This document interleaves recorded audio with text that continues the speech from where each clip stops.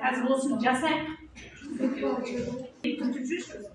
Жүріп деп өздерің басасыздар. Келесіз кім айтады?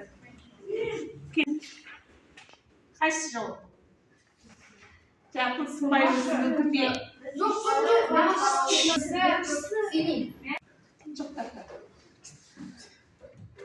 Жақсы, келесің, несің? Сөйтіп көшесін сәуле қайсысы сынған сәуле екен көшет? Ой, ема, дұрыс болды ма? Дұрыс болды. Тез сөйлемейміз. Жақсы, келесі.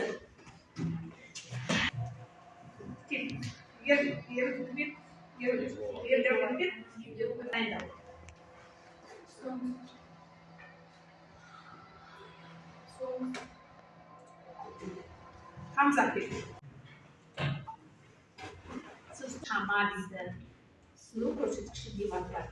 Жақсы.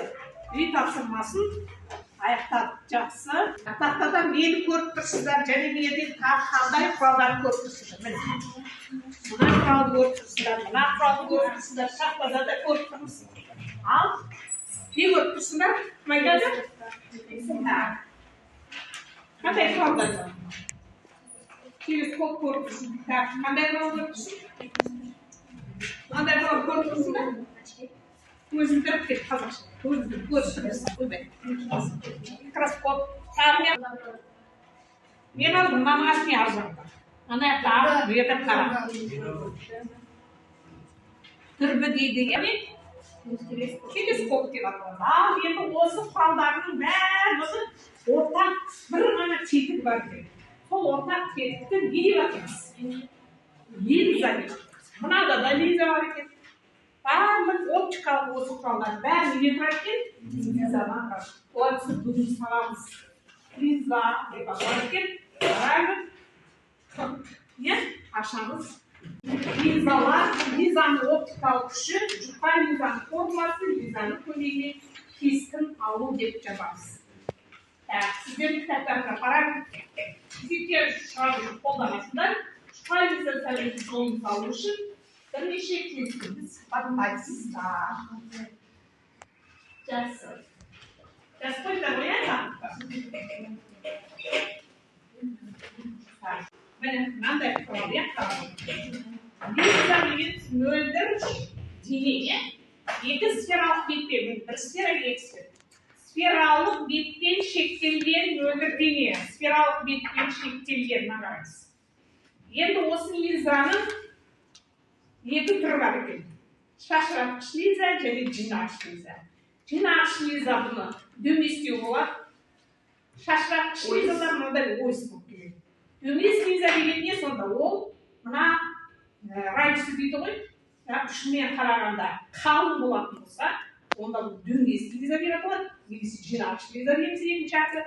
Келесі мына радиусына қарағанда, мына радиусы шетіне қарағанда жіңішке болып келетін, яғни кішірек болып келетін болса, бұл линза деп аталады екен. Шашыратқыш линза немесе ойыс линза деп атаймыз. Сонымен линзаның қанша түрі бар екен? Мынадан кескін тура болады да, бұдан басқа да линзаның түрлері бар екен. Қараңыз кітапта, екі жағында дөмес болса, қос дөмес көп суретті келесілер ташыдан тез. Дөмес болса, қос дөмес, ал екі жағында ойыс болып келсе, қос ойыс. Тағы да бір жаға шыққан сәулелер бір нүктеге жиналады. Бұл дөмес линзадан. Бұл жиналған нүктені фокус деп атаймыз. Ол дөмес линза. Енді ойыс линзаға қарайық. Бұдан шыққан сәулелер шашырайды. Ал оның фокусын алу үшін кері нүктелер сызып, оның фокусы керісінше дамды тұрады. Мынау нәрсені кескінін тура берсе, жалған береді екен. Енді Лизаның кескін алу үшін қазір 3 сәулет жібердіңіз. Оны біз өткенде айнада да болған. Осы 3 сәулет тамаша, 3 сәулет дегенде Лизаның көріністірміз сізді көрмек тұрмыз. Бірінші сәуле бас өріске параллель болады. Лизадан шыққаннан кейін бірінші фокус басып өтеді. Екінші Лиза центрді басып өтеді. Ол еш уақытта сынбайды. Қалай түсті солай кетеді. Үшінші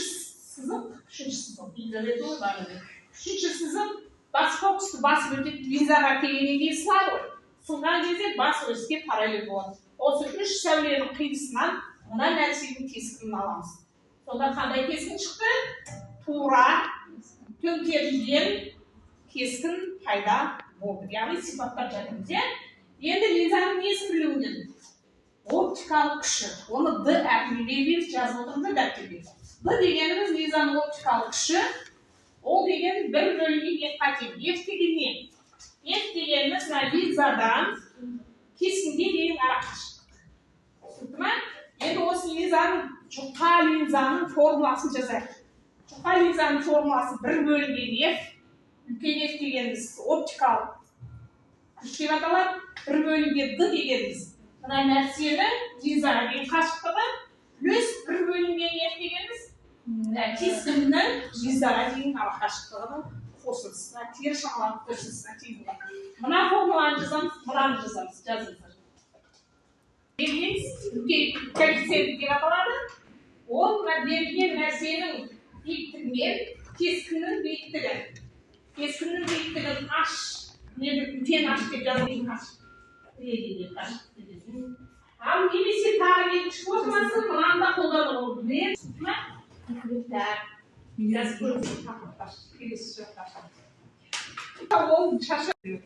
Осы формуланы жазасыз. Және қырықта екі формула. Д тең 1 бөлінген F. Оптикалық күш деген сөз. Және 43 линзаның ұлғайтылуы Д тең H бөлінген H. Осы 3 формуланы жаздыңыз.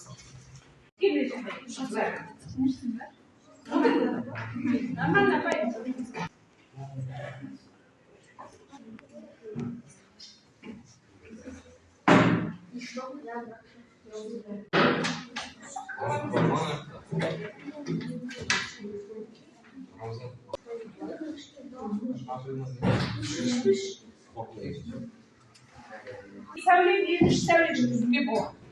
300 мен тез бітірем деген адам ол 3 сәулетін жүргізе алады. Ал енді 2 сәулемен де кескін алуға болады. Келмін алып келіңіз.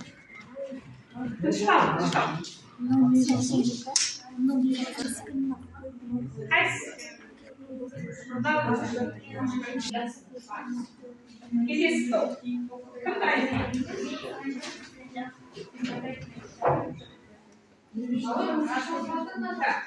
Кел. Кім болып келеді? Келіңіз, стол сипаттамасын жазамыз дейді. Ал кел. Бірінші Лиза туралы келесіз, бірінші Лизада. Лизада дұрыс. Екінші Лизада.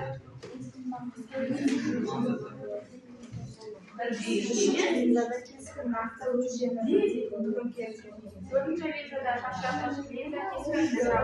Лизада формуласы минус 1 бөлінген F тең 1 бөлінген F параметрі себеп шашатын Лиза болады ма? Мен таңбасын айтып қойып. Аналардың бәрі қандай болады еді? Плюс таңбамен болады. Жақсы сипаттама жазып, қызғандарыңыз дұрыс. Сіздер ал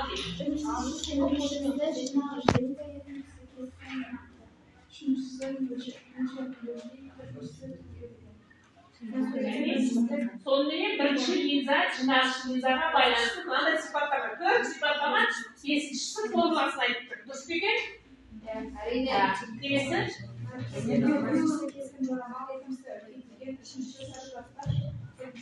Олай болса бұл қандай линза екен ал? Жинағыш пен шашыратқыш. Шашыратқыш линза екен. Яғни кескінді дұрыс сыза берген екі бірінші лиза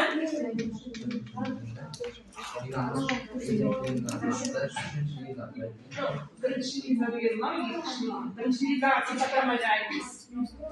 Terbiye, üçlü süzet. Sonra birinci lizada kenar çeken, nak çeken ne? Bir değil ölçümlerin yani tüm gibi ben kesin söylüyorum. İkinci liza peki birisi doğramam yaklaşım yani aşağı liza.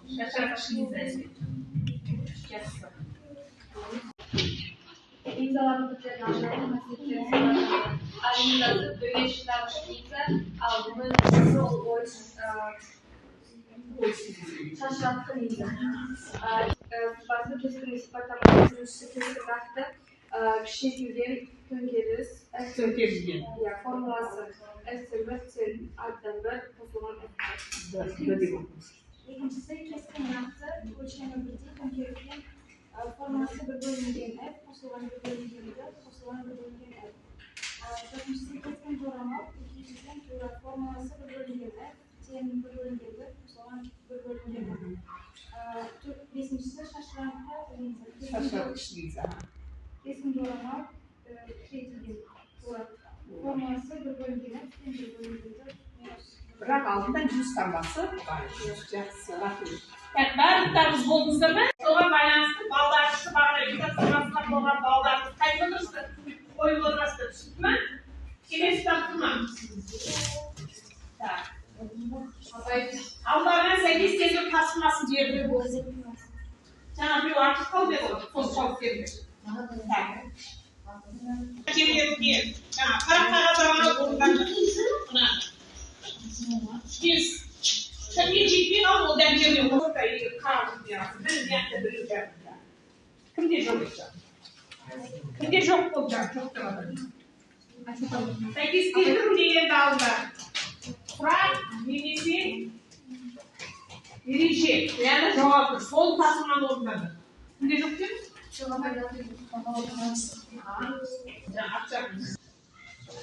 Biz orada 8 kez olacak. Hadi erken geliyor. Lizadan kesin yine kaçtık. Ondan sonra geliyor. Yani Lizadan yine kaçtık. Etmen verilmeden çok dırmen verilmedi.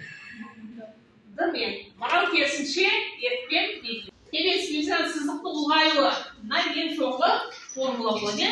Yukarı Lizadan formulası buna oladı. Bir katı geçsek bir bal koyasın üstüne.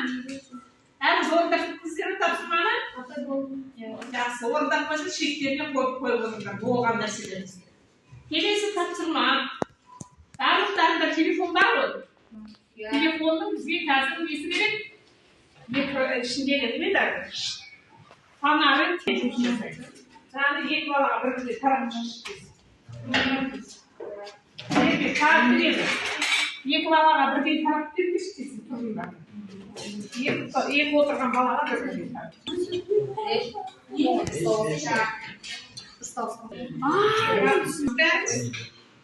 Aşmasında mı?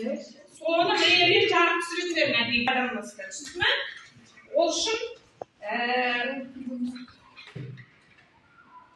korkuyorum. Yansal oldular. Ben bizler faydalanıp ben kişiliğine kanar ettiğimde şanslar son şansın testini alınız gerek. Naya ilgili faydalanıp naya ilgili dersliğe Mağliza. Mağ keskin veya olsun şişeyi keskinde ama şişeyi keskin dağılan çallayıptay mak keskin dağılan Nav bolmayın mak keskin şişeyi falan şişeyi bunu alınız gerek. Keskin alınız. Oslay cesamızda naya ilgili kaç kanayatını bir ölçek var. Nersi diye bizara bir kaç kanay şişeyi da yani çıkıta yer. Mariye'nin yediğine organizm tabii. Kasam. Sızıl şalamızda sürekli buna kaşık ölçeğisidir. Bir. Ona da ona kaşık sızılış bir ölçeğisidir. Bunu bütün sahnenin alında tutma. 20-30 degesi yaptı. Bütün sahnenin alında. 80 degesi kıyım öpüdür. Ver verir sonra bütün sahnenin alında. Doğru. Al cümşüsün. 20 degesi. Şimdi onay sizde de onay sandalye basalım. 10 siyasi sanlar aldı. Onda bireuni жазып qo'yadi. Kim edi? Gulshanning qo'lida mana 20 santimetr dedi. Almanamı gerçi 20 bo'lgan. Ama 10 bo'lgan sizga.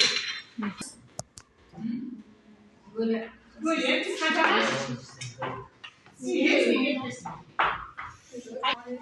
Evet, bütün onlardan bir falan kullanırsın. Çok her yüzden kullanırsın. Formula kalay edi. O zaman koyasızlar. Cengi mınam kaydesizdir. Faydalanmazsızdır. Man formula gibi nasıl anlatır koyasızdır. Rejimye koymanda kalay koyasızdır. Bir yıl misal jasayıp kabar rejimcisiz. Bir bölümde degan sizga qancha bir bölümge 4.7 qo'shilgan bir bölümge 4.7. Endi matematika bilan birga qo'shilmay deyilasiz. 4.7 bo'lishini beramiz. 2 beramiz. Sonda qancha bo'ladi? 3 asli 4.10. Yani o da ne yapınca kaydasınız? Olsun 3 bölümge 2'ni 4.7'ye bölsek kaça oldu? Böldü. Şimdi bana 3'e böldüydü. 6 mı? 6 bölü kaça çıktı? 6. 4 kaydeti çıkarsınız. Şimdi niye bilmeye çıkar? Hani o sıraya her birimizin kaydedip hissedecek. Az hissedeceğiz. Tahtadan siyah yazın kadar tutarız. Oğay sandı almışlar. Siz bir kesinliğe hesip çıkarsa diye sen bir de torası olay oldu mu? Жақсы. Daha da bir oldu. Sanırım tahtadan da tutup жазып. Жақсы. Енді біреуіміз Зейфранды, біреуіміз Лизаны жинап дәлдеп қойдық. Лиза. Бойынша. Так, бірінші. Так, ал, кел бақшақтым. Лизалар. Яғни сфералық перешектерге лизалар. Жақсы. Так, жібек сен. Тұр орнына. Лизаның оптикалық күшінің формасы қайсысы? Бұны ана айтшы қайсысы? Оранжевый. Лизаның нормас? Нормас? Так, ағатай. Лизаның басты оптикалық өзгерткенде формасына жазылды. Yani alkım, dışarı. Kaçsın bu oda? Adi. Dırıs kelesi. Dördüncü. Tamam? Cina şimdi zaten normal? Var. Hadi tamam. Kayıtınız olmazsa kayıtsın. Kim lan? Aytamış. Tamam. Todos.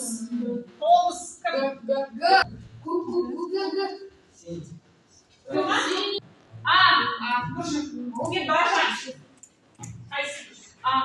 Olmayacaktı. Dedin adı bastın. Gidesin. Soğuksu. Aydan bana siz. Tamam.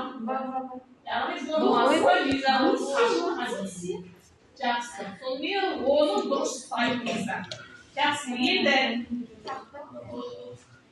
алдыларыңызға сауалнама қойып тұрмыз. Сауалнама үйге мынандай жазуға керек қазір. 924 жақ бұл 1/4 есеп. Форманы жаттайсыздар. Сауалнама қойыңыз. Беріңіздер. Қағаз жинап алыңыз.